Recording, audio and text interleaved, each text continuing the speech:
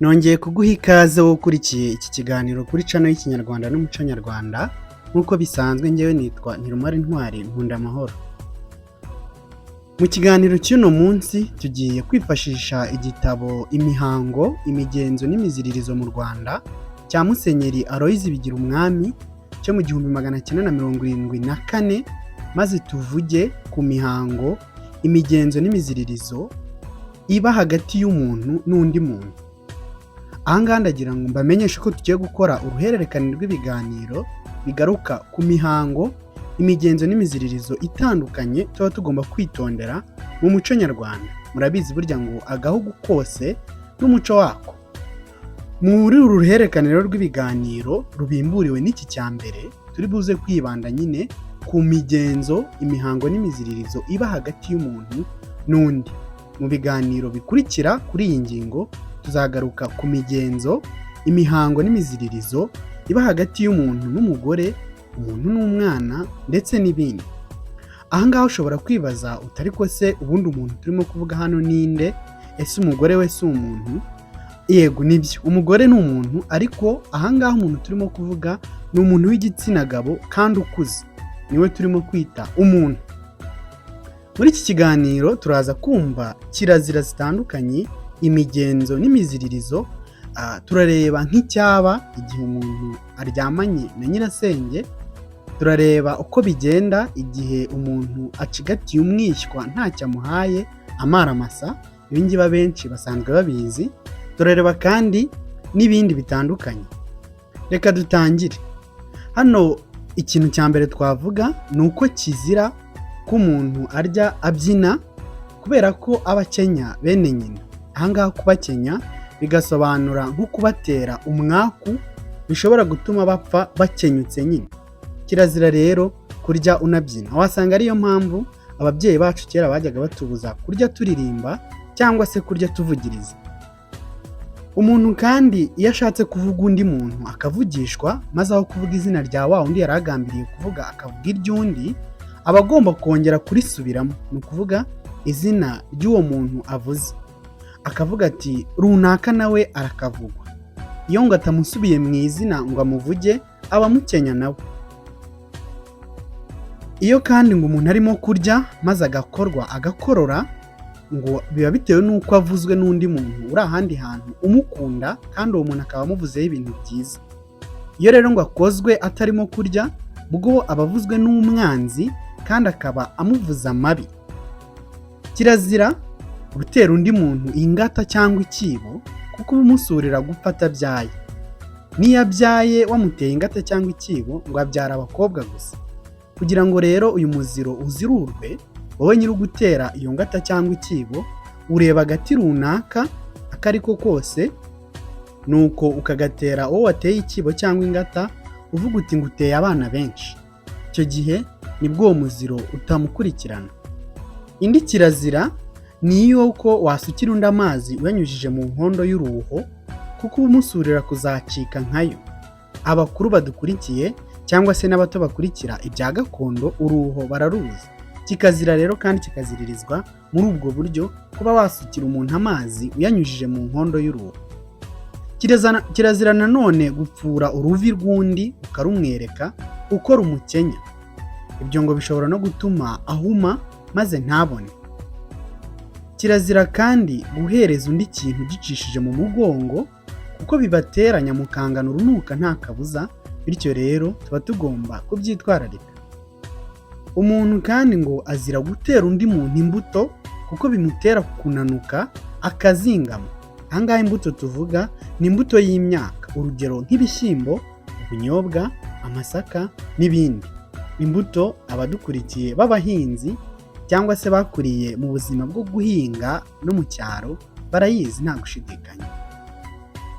Ikindi ni uko ngo iyo umuntu w'umukirigitananga, ni ukuvuga umucuranzi, ashaka kwigisha mugenzi we kubigenza atyo, amukarabira mu ntoki, maze undi nawe akabimenya adatinze gucuranga nyine nk'uwo nguwo wabimwigishaga. Ngo iyo umuntu arumwe n'umusazi nawe arasara. Ibi bituma hari benshi birinda cyane abasazi kugira ngo batabaruma, hato nabo bakaba basara. Umuntu kandi urumwe n'umuntu urimo gusamba ajya gupfa, ngo nawe ntabura gupfa. Ibi bituma hari abirinda kwegera umuntu wenda gupfa kugira ngo ataba yabaruma nabo bagapfa. Naho iyo umuntu amaze kugura n'undi imyaka agera mike ku mashyi akayimusubiza avuga ati urahinge weze, ibyo bikitwa ko amuhaye imbuto yo guhora yeza imyaka maze imirima ye ikarumbuka. Umuntu kandi azira gukora mwishywa we ntacyo amuhaye, ibi twigeze kubigarukaho dutangira. Ubundi mu bisanzwe mu muco nyarwanda mbere yo guterura umwishywa wamucigatishaga igitare cyangwa se ikindi kintu ubonye, ariko iyo umuteruye amaramasa uri nyirarume bitera kuzasusumira cyane cyane mu gihe umaze gukura, umaze kuba umusaza. Umwishywa w'umuntu kandi ntiyajya mu rutoki rwa nyirarume, ibingibi twigeze kubigarukaho mu kiganiro cyihariye twakoze ku miziririzo ishingiye ku masano ya kinyarwanda. Iyo rero ngo aciye ikoma mu rutoki rwa nyirarume, uwo mwishywa nyine urutoki ngo ruracika. Umwishywa ntanagomba kurunguruka mu kigega cya nyirarume kuko ngo cyasaza kitigeze cyuzura. Abishywa na ba nyirarume kandi hari undi muziro uri hagati yabo wo kutambara no kudatiririkanya imyambaro, kuko ngo ibyo biba ari ukwitera ubukene. Nanone Aloyizi Bigirumwami yise ubuvukasi cyangwa se ubutindi.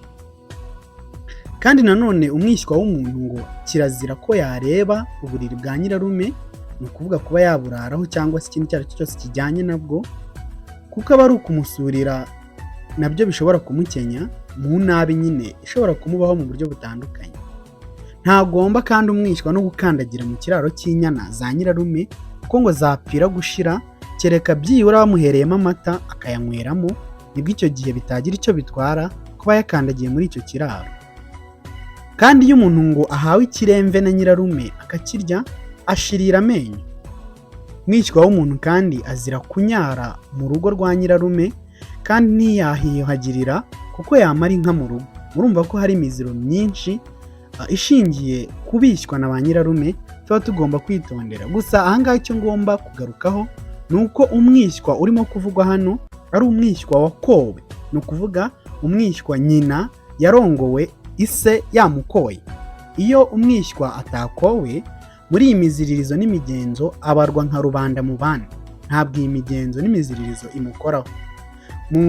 Mu kinyarwanda akenshi abishywa batakowe bakunze kubita nkurinkobwa. Ntabwo rero bubahwaga kwa sekuru nk'abishywa bakowe. Niyo mpamvu mbere yo gutwara umugeni umugabo nyine aba akwiye kumukwa. Ni umuco kandi tugomba kuwukurikiza. Umuntu kandi ngo ukunda gutamira igikumwe nawe burya ngo abakenya nyirarume. Hari umubyeyi nzi wari ufite umwana wajyaga arya urutoki akabimubuza, sinzi niba ari iki cyabimuteye, ariko noneho nkeka ko wenda bifitanye isano. Umuntu iyo yisize amavuta umubiri wose ariko agasiba gusiga ibirenge ngo ahura na nyirarume agapfa. Ibi rero bikumvikanisha ukuntu hari imiziro myinshi n'imiziririzo hagati y'abishywa na ba nyirarume. Umuntu ngo kirazira ko yasambana na nyirasenge kuko yahumana, wenda ngo yamubyarira umugeni, ariko ibyo kumusambanya byo birazira bikaziririzwa. Ngo iyo umuntu yishe undi ariko akaba agira ngo batazamuhora, ni ukuvuga ba nyir'umuntu batazamwihoreraho wenda nawe bakaba bamwica, ahengera bumaze guhumana neza, umwijima wacuze, maze akenda amazi akajya hanze agakarabira mu mwijima avuga ati simporerwa uwo nishe. Nuko kuva ubwo ntiyongere kurya inyama y'umwijima, ndetse n'abo mu muryango we basangira iyo nyama bakayizira, kuko bayiriye nabo batuma uwo muntu nyine wishe umuntu azahorwa. Iyo kandi umuntu yishe abantu 10 yambara imidende kugira ngo atazahumana. Ngizo rero kirazira, ngiyo imigenzo, ngiyo imiziririzo ishingiye ku muntu n'undi tugarutseho mu gice cya mbere cy'uruhererekane rw'ibiganiro rugamije kugaruka ku migenzo, imihango n'imiziririzo mu Rwanda. Mwakoze cyane kudukurikira, naho mu gice cya kabiri kuri iyi ngingo.